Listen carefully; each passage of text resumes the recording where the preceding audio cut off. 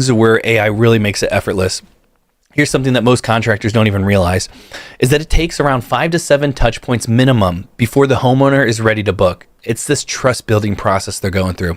And if you're not followed up consistently and automatically, you're leaving money on the table.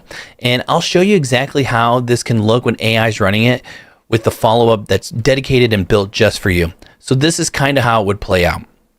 Day 1, the lead comes in, you get an instant welcome message via SMS or email or both.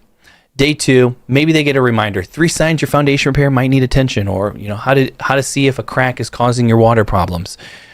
Day 3 would be a testimonial from a real customer, and this will help build that credibility and the trust that we were talking about. Maybe it's the actual testimony, or sends them to your Google rankings and what your ratings look like on there.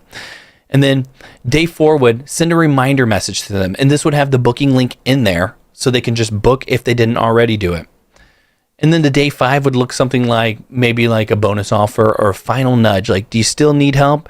This is your last chance to book a free inspection, or something like that, to kind of really get them that sense of urgency that they feel, so they'll actually book with you.